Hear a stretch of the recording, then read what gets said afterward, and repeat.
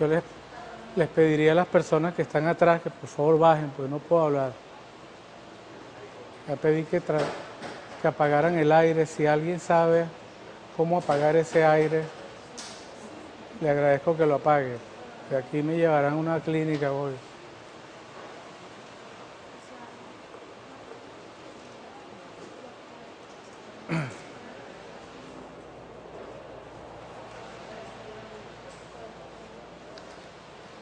Lo que pienso hacer hoy es terminar el capítulo 21 del libro sugerido de C.R. Szymanski y, si es posible, empezar con el capítulo 22. Voy a finalizar en primer término con la cinemática de dipolo eléctrico en un campo uniforme, en un campo constante.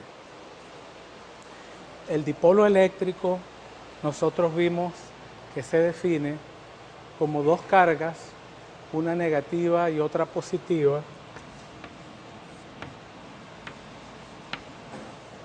separadas por una distancia d, y definimos al vector d como se muestra en la figura. El campo eléctrico en la clase pasada es uniforme, es el mismo en todos los puntos del espacio. En la clase pasada nosotros definimos lo que se denomina el momento dipolar eléctrico, que es P, que es el producto de la carga Q. Esa carga es positiva por el vector D.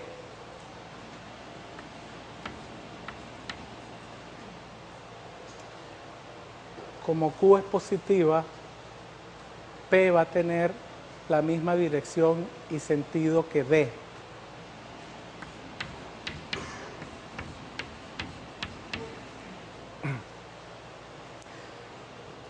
Por lo tanto, en esta figura vamos a tener lo siguiente.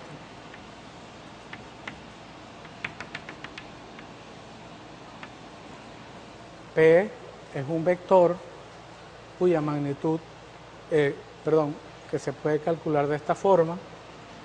P es paralelo a D, una flecha cualquiera para el vector P, y podemos representar a E realmente en cualquier punto del espacio, por ejemplo acá.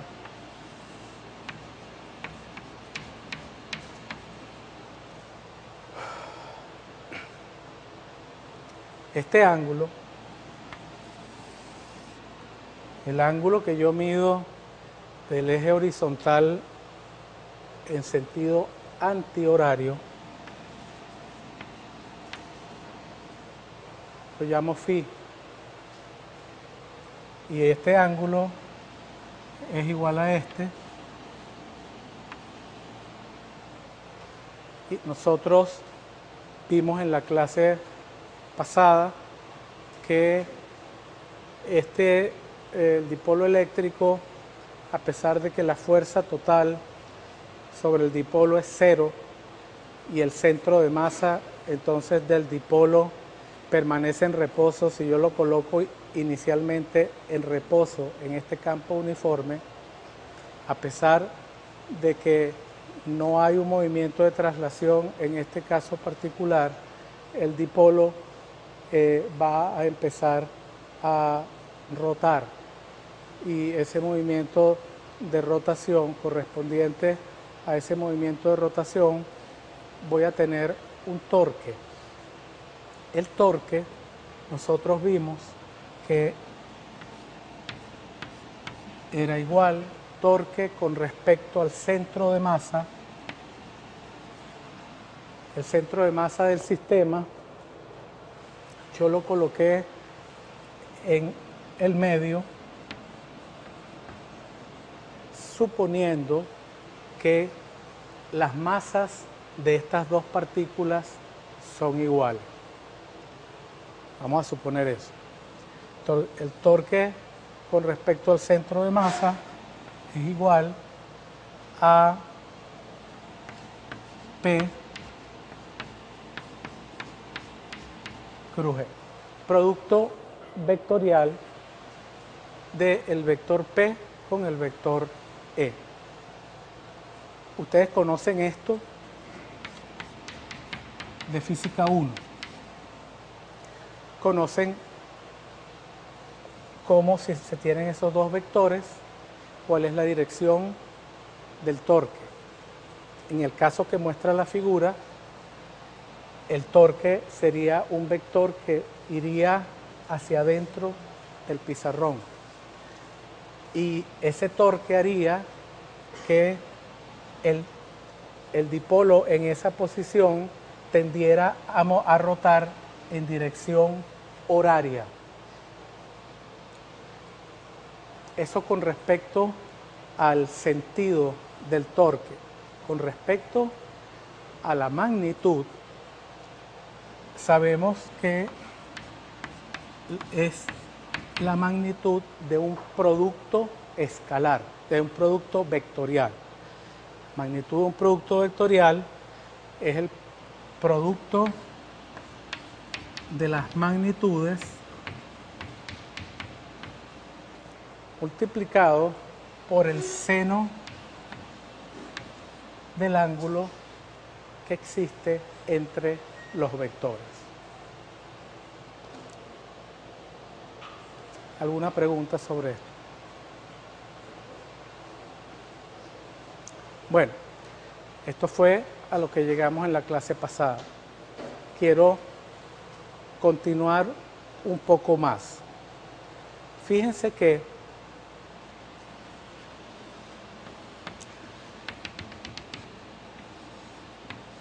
sobre la carga positiva está actuando una fuerza F. Esa fuerza F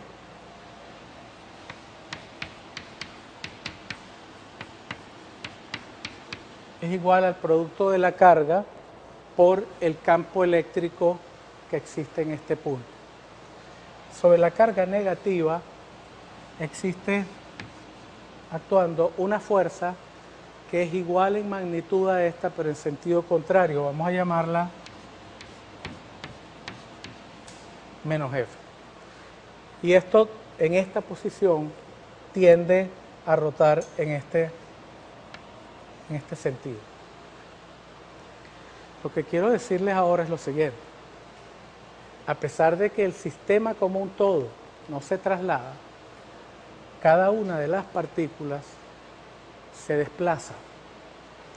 Si hay fuerza y desplazamiento, eso quiere decir que esas fuerzas están realizando trabajo sobre cada una de esas partículas. Si esa fuerza está realizando cada una un trabajo sobre cada partícula, se está realizando un trabajo sobre el sistema.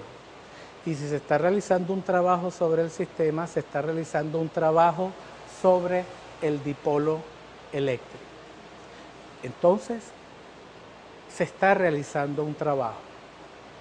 Y ustedes conocen de física 1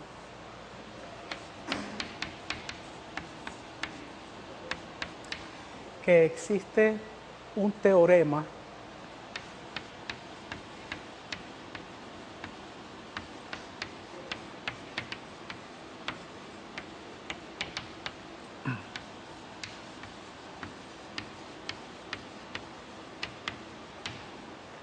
que dice que cuando hay un trabajo realizado sobre una partícula o sobre un sistema de partículas, que puede ser un dipolo, también va a existir un cambio de energía cinética. Esto es muy importante que ustedes repasen. Teorema del trabajo y la energía de física 1. Repito, cuando existe un trabajo va a existir un cambio de energía cinética. Y en casos muy especiales, esto también se va a poder igualar a un menos cambio de energía potencial. Y esos casos especiales, igual a esto, se debe al caso especial cuando la fuerza que está involucrada en el problema es una fuerza conservativa.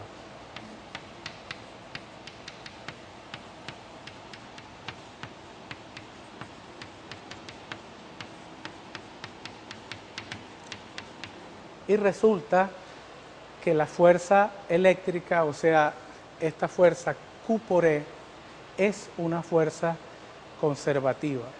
Para probar que la fuerza eléctrica es conservativa, lo que hay que hacer es demostrar que el trabajo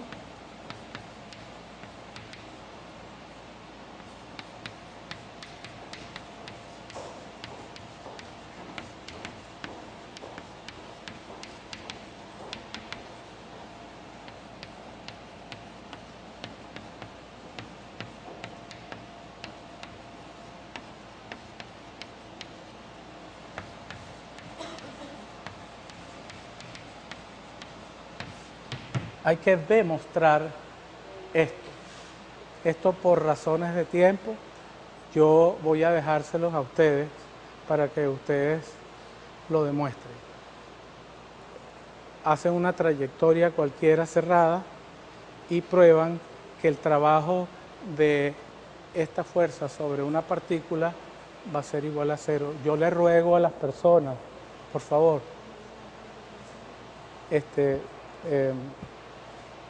sabe la condición y yo escucho y tengo que alzar la voz. Por favor. Entonces vamos a dejar esto para que ustedes lo demuestren. Después en algún momento del curso, si yo tengo tiempo, con mucho gusto yo se los hago, pero vamos a seguir adelante. Entonces, fíjense que aquí se abren las posibilidades de trabajar con energía cinética y energía potencial. Y se puede demostrar entonces que en este caso, y simplemente voy a escribir la fórmula en este caso, me quiero ir un poco más apresurado, pues necesito terminar el capítulo 21 hoy. Dado que existe en este ejemplo trabajo y eso implica un cambio de energía potencial, y ya que la fuerza eléctrica es conservativa y yo puedo decir que W es menos el cambio de energía potencial, yo puedo demostrar que para el problema del dipolo la energía potencial de un dipolo en un campo eléctrico viene dada por la siguiente expresión.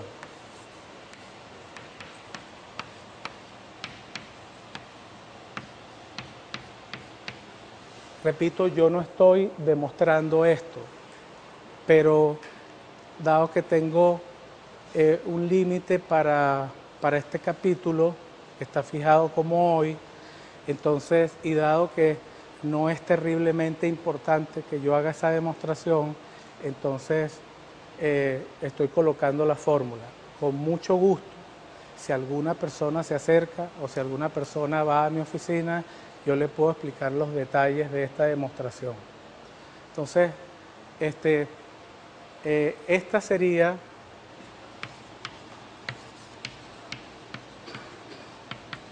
la energía potencial eléctrica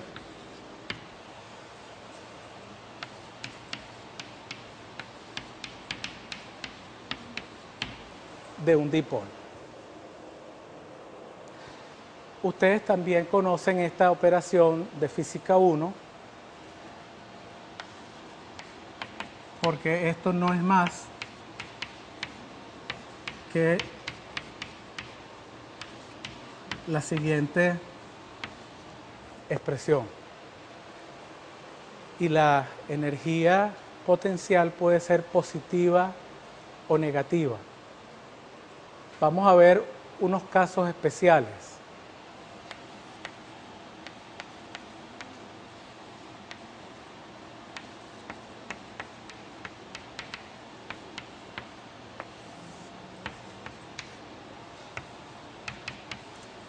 Phi igual a 0. Phi igual a 0, fíjense que phi. En phi igual a 0, el dipolo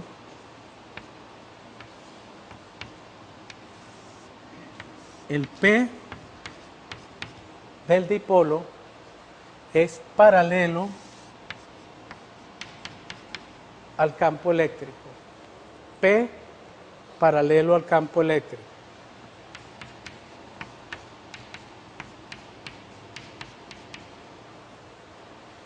¿Cuánto vale el coseno de 0 grados? 1. Por lo tanto, la U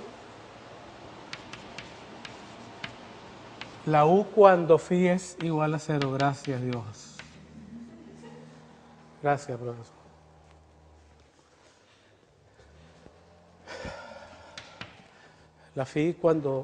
La U cuando phi es igual a 0 va a ser simplemente el producto de estas dos cosas que son positivas y por un signo menos. Entonces va a ser menos algo que es positivo por algo que es positivo. Si esto es positivo y esto es negativo, este número es negativo. Y de hecho, este número negativo representa el mínimo valor de energía potencial posible que puede tener un dipolo. Por eso yo voy a llamar a esta expresión U min, por resaltar que este valor representa el mínimo valor de energía potencial que puede tener un dipolo eléctrico. Es negativo y es el mínimo valor negativo que puede tener. Otro caso especial es cuando phi es 180 grados. Cuando phi es 180 grados, el dipolo está hacia acá, la parte positiva está hacia la izquierda.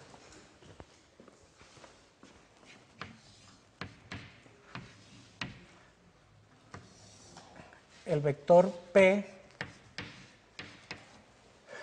va hacia la izquierda, el vector E siempre va hacia la derecha porque es constante y lo hemos asumido que es hacia la derecha.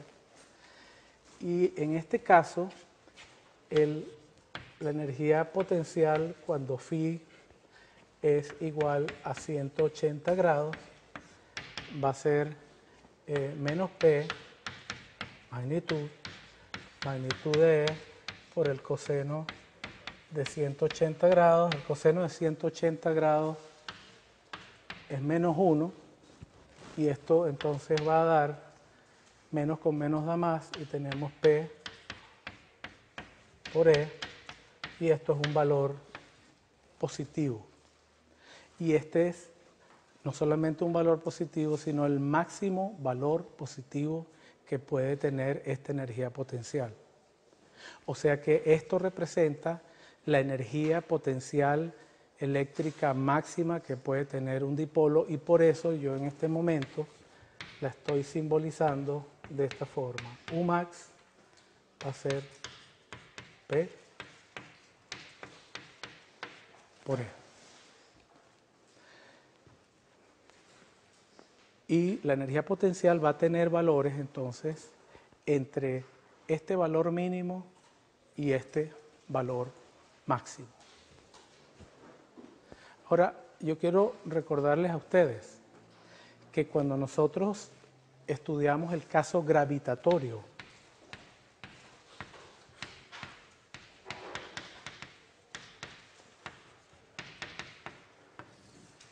existía también, calculábamos, hablábamos de una energía potencial gravitatoria. ¿Se acuerdan de eso? Esa energía potencial, digamos, vamos a poner aquí gravitatoria para distinguirla de la energía potencial eléctrica que está apareciendo acá. Esa energía potencial gravitatoria era prácticamente igual a la masa de la partícula por la gravedad. ¿Por qué cosa? Por h, por la altura, por la altura. Es decir, que yo siempre tenía una referencia, siempre. Yo medía la altura de la partícula m, masa m, h, y determinaba la energía potencial gravitatoria. En estos casos, yo sé que ustedes lo vieron en algún momento, o se lo dijeron en algún momento, o lo pensaron en algún momento. Si esta masa yo simplemente la dejo caer, la tendencia de la masa va a ser ir hacia regiones donde la energía potencial es menor. Eso es una tendencia en la naturaleza y se cumple para cualquier energía potencial. Siempre la naturaleza va a evolucionar, si tiene la capacidad de moverse, siempre va a evolucionar de las zonas de mayor energía potencial a menor energía potencial. Y esto quiere decir también que la naturaleza tiende a moverse hacia configuraciones donde su energía potencial, ya sea gravitatoria o eléctrica, sea mínima.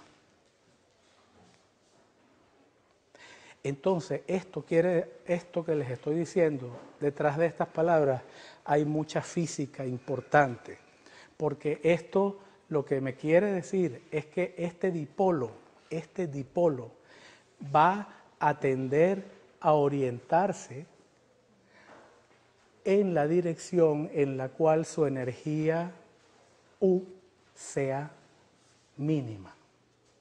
¿Cuál es la orientación en donde la energía U del dipolo es mínima? Esta. Entonces, este dipolo, sea lo que sea, esté donde esté inicialmente, él va a tender a alinearse a lo largo de la dirección del campo. Su momento dipolar eléctrico va a tender a ser paralelo con E. Tender no quiere decir efectivamente que se quede paralelo a E. Va a tender a eso. Tender a eso podría ser hacer este tipo de movimiento alrededor de esta posición. Si yo coloco al dipolo de esta forma, en esta forma su energía potencial es mayor que en esta forma y él va a tender a ir de esta zona, de esta orientación donde su energía potencial es mayor, a esta donde su energía es menor. Pero aquí habrá inercia, pasará otra vez y después el dipolo tenderá a oscilar alrededor de esta posición. Esto tiene mucha física, por eso yo he sido bastante explícito con lo del el dipolo eléctrico. Entonces, acuérdense que nosotros vimos al comienzo del curso cómo se separaban las cargas,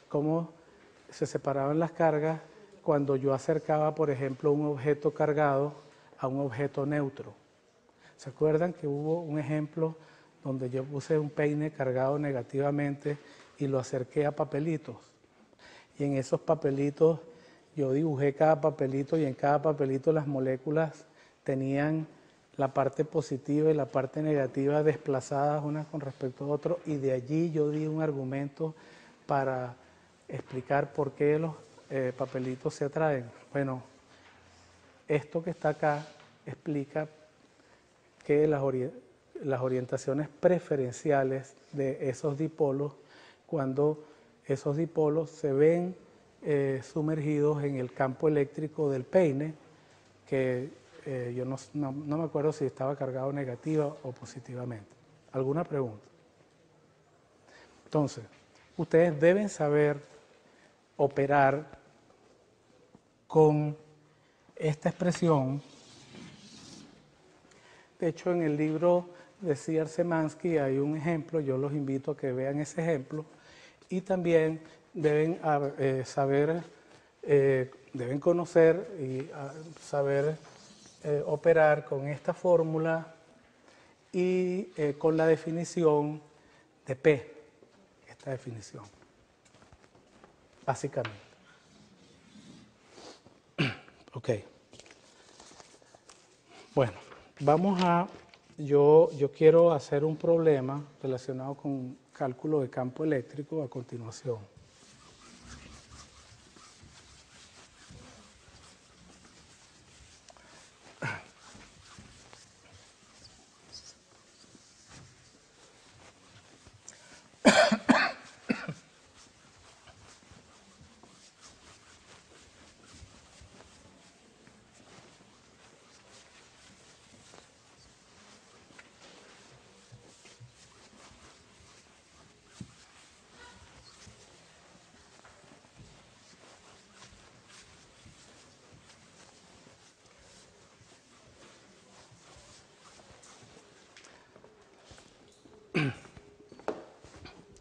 El problema que voy a resolver consiste en una línea cargada